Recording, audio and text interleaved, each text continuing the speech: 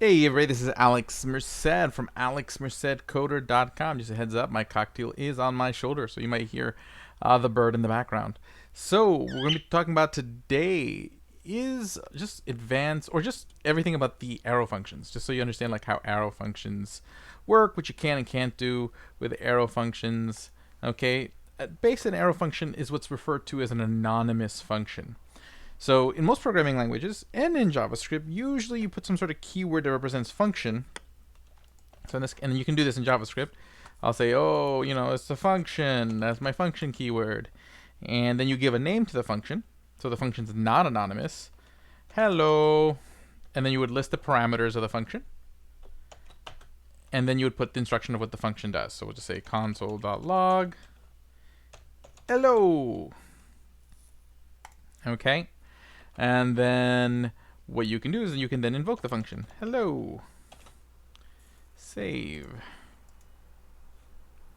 Okay, and then what I can do is I do run the file and see it says hello.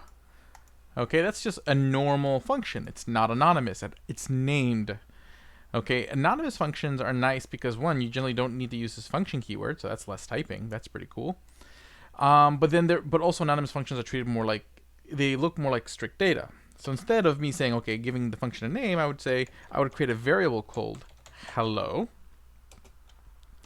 and then I would say it equals this function, and that's what an arrow function is. Again, it's a function without a name. So here I put my parameters, that's my parentheses, but except between this and the instructions, I put an arrow saying these parameters go into this function, or into these instructions. Console.log. Hello. Okay. And then what happens is if I use the function hello, save. Cool. Hello. Okay, now let's give you a tour of how arrow functions work. So I could actually pass in a parameter here. So I could pass in a parameter called hello. And instead of it statically saying just the word hello, we can pass in what we want at the console log. Okay, save. So I can now do this. Like hello, say cheese. Don't say hello, say cheese. Okay, save. See, it says cheese instead. But here's the thing. There is only one parameter. If there's one parameter, I actually don't need the parentheses, so I could do this. So now I've trimmed down my syntax even more. Save. Okay. Okay, well, I forced it back in there, but I don't have to have that in there.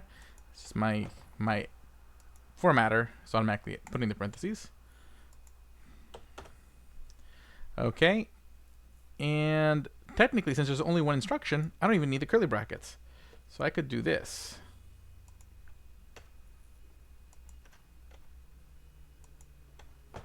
Now, when I do this, okay, keep in mind, when I do this, where there's no curly brackets around the instructions, it's assuming that it's returning this. So whatever this function returns, that's what the function overall is going to return. Now, console.log doesn't return anything, so it's going to return nothing. But that's referred to as an implicit return. So I don't actually have to use the return keyword. Okay. Let's see, it still works. Cheese. I didn't have to use the curly brackets. But let's say I wanted to return a value. So let's say I just wanted to return the number 5. There it goes. Basically, all that means is, and actually I'll just take out this. It's an empty set of parentheses. So that way it knows it's an arrow function. So again, if it's one parameter, you could go without the parentheses.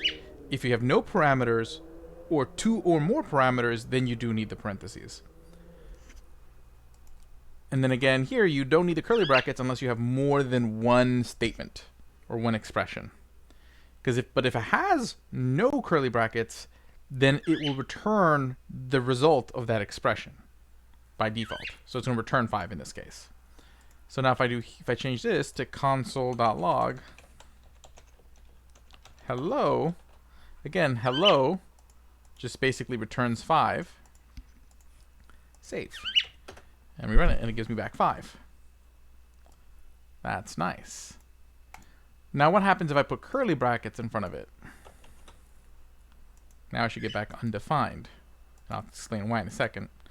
But let's save it. See, I get undefined. Now why? Because once you put the curly brackets around it, it doesn't know that you're implying return. Okay, so it doesn't know that I want to return 5 anymore. It just knows that the instructions are in the curly brackets. So now I have to explicitly return 5. I actually have to say it. Save. Cool. Okay. I have to say it. Now what I could do, and again, this is where like arrow functions get really nice. I could make a function that returns a function that returns a function. Okay, this when you start making functions that return another function, this can sometimes be referred to as function currying. You're breaking down a larger function into a bunch of smaller functions. So instead of having a function go through like 3 steps, you have a function go through step 1, and then returns a function to do step 2, and then returns a function to do step 3, and then the third function actually returns the final result. That's a thing. I would refer you to my video on function currying if you want to do that. Although, what I want to show you now is how nice this syntax works when it comes to, returning a function. So basically, if I did this,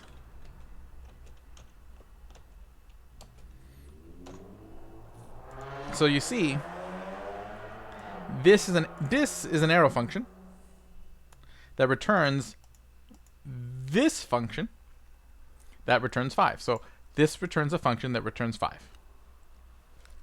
Okay, so this is where you see that's a lot going on. If I were to use the function keyword, this would be a lot more verbose. Okay, I'd have to do something like this. I'd have to be like function whatever returns function return 5. Okay, see, I'm able to trim all that into that. Okay, that's pretty cool. Yay, arrow functions for being awesome. Cool. So let's test that out. So what should happen is we'll say func2. We'll have a variable called func2 to receive our function. So technically, if I run hello, hello should run the function that returns another function. So now a function gets stored in func2. And now I'm going to call that function, func2. Let's console log that so we can see that it's 5 comes out of that function. Console.log func2 save. Nice. Okay. Now, that's neat. That particular example probably looks kind of stupid, but basically, let's say we wanted to do this. Like I put hello, and that returns a function that I can pass in a second word. World, we'll call the parameter, and at the end, it returns a string that includes hello and world. Okay, and the reason it's able to use both variables because since this function is inside this function, it has access to world and hello. Again, it's the whole closure concept where functions defined inside of a function have access to all the parent function's variables and so on. The idea is that you always have access to sort of your outer structure's data, but the outer structure doesn't have access to the inner structure's data. Okie dokie. Although I think when we get to like React, it's kind of like that's like the opposite. Let me think about that for a second. No, not necessarily. It's still the same. Okay. Cool. So now, basically what happens, and this is literally function currying. I could have just made one function that takes in 2 words and then spits out a string of those 2 words, but instead I'm saying, hey, give me the first word first. Hello. And that's going to return a function to func2. And then when func2 is used, okay, I'll give it the second word, world. We'll console log that again.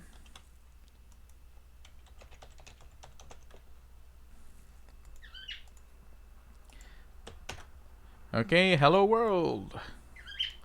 That's very cool. Now, why would you want to ever do that? Maybe you have multiple steps in your problem. Like, you're not doing the whole thing right away. So maybe I'm getting input for the first word, hello, but it might not be for like much later in my code where the user gives me the second word. So in that case, the function runs. I have kind of like I have this setup, and it's just waiting for that last variable later on, and I run the second function, which then puts it all together. So basically, the second function still has access to what the first function made, but now it finishes up the process. That's curring. You're chopping up your function process into multiple child functions. So that's kind of a nice little advanced trick you've just learned. Okay, which is a nice way to play with closures and functions. Cool. So the other issue is, what makes arrow functions different than normal functions? Like, why is this different? Okay, so there's 3 ways to write your functions. So there was this. Okay, so function hello, return 5. So what happens here? So let me show you something. I'm going to call this function above where I defined it. Now, usually you would think, oh, wait, I'm using something before I defined it. I'm using it on line 2, even though I don't define it till line 4. This should break. But since I'm using the function keyword, this does what's called hoisting. So the JavaScript engine actually looks for the function keyword in your code first before it does anything else, and then puts those functions in its memory before it actually runs the code. So in that case, this will not break. Okay? Well, it only returns 5, so let me actually make it do something that's tangible. Console.log 5. Save. And see, it works. Now, that only happens when you use the function keyword. It hoists. The problem with that is, if you have a lot of functions in your program, then you have to wait for your program to go cache every function in all of your code before it actually runs the code, which is not very performant. So what would be better? If it only adds those functions to memory as they come about. So the way you avoid that is this secondary way of defining functions. So instead, we'll have an anonymous function, so again, no name, except it's not an arrow function yet.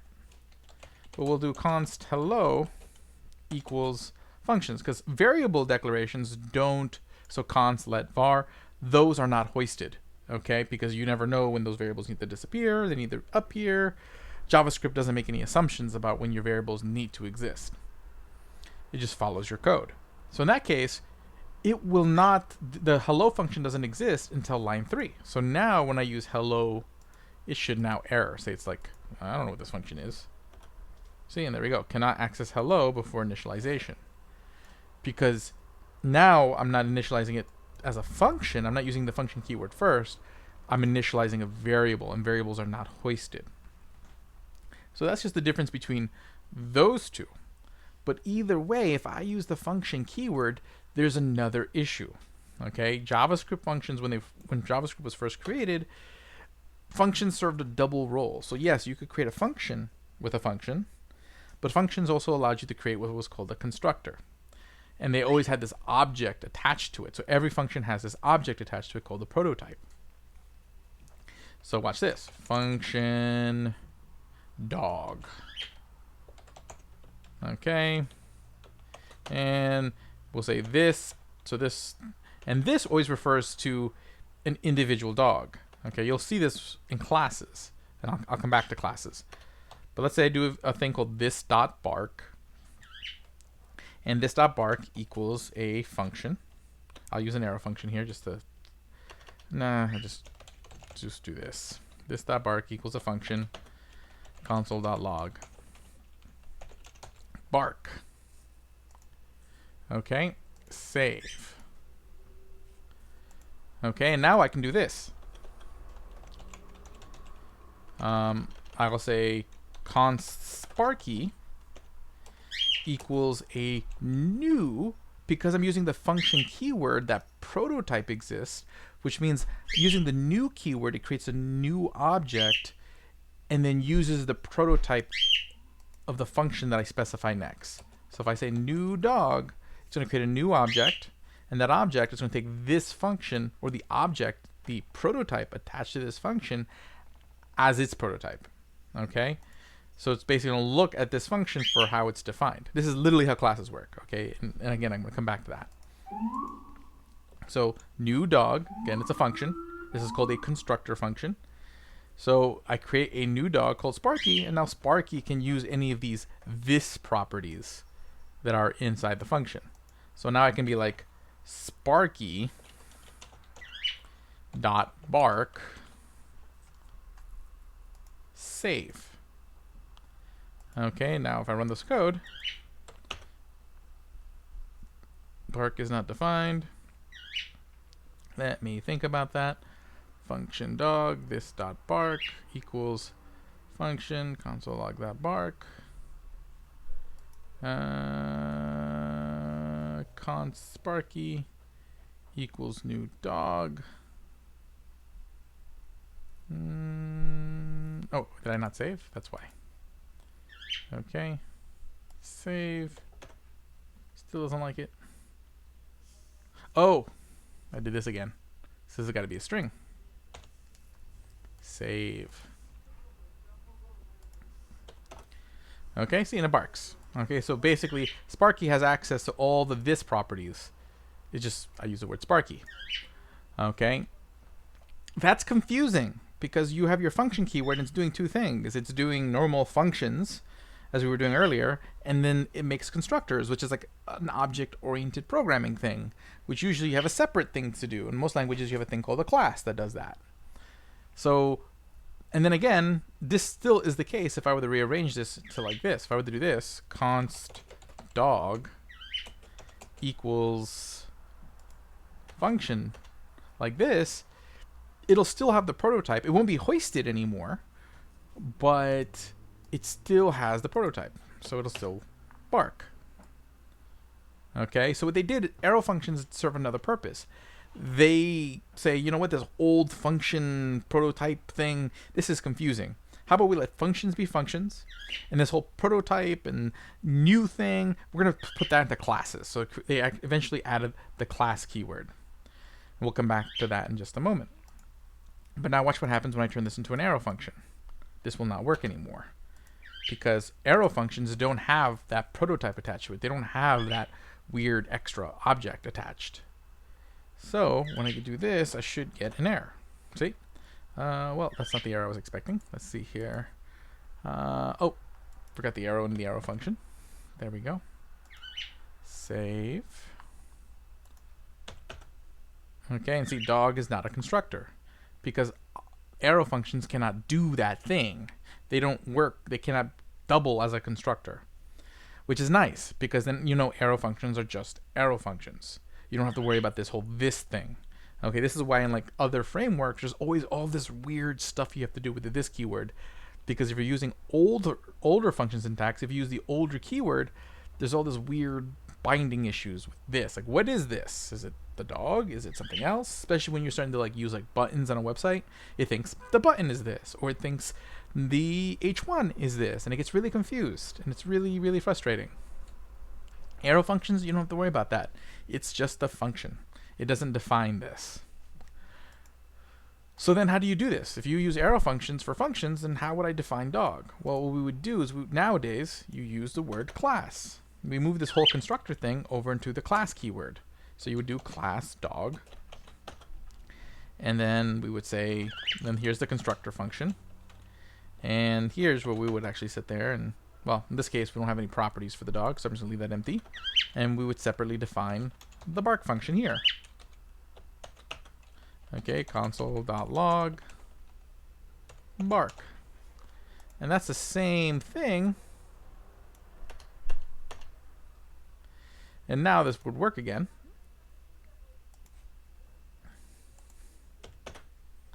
And see, it works. Okay?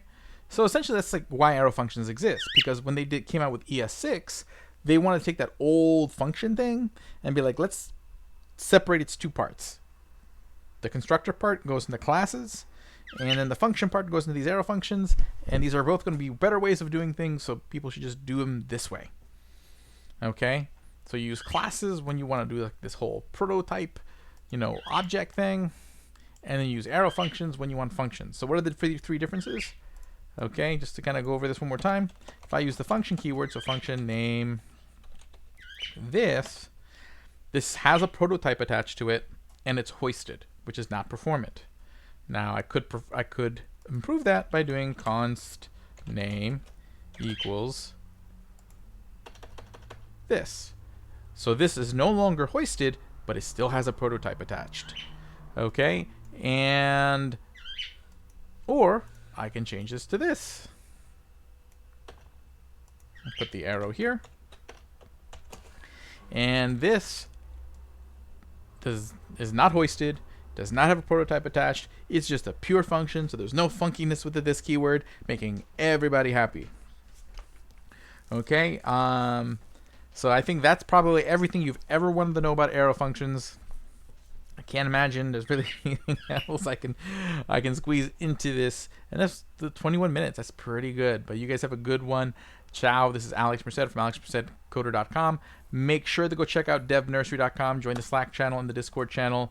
You can check out a lot of my projects and see a lot of the other stuff that I do over there at alexmercedcoder.com, including my own JavaScript libraries, which you could learn. I would love to see you guys do tutorial videos on my libraries. That would be really neat. Otherwise, you guys have a great day and enjoy.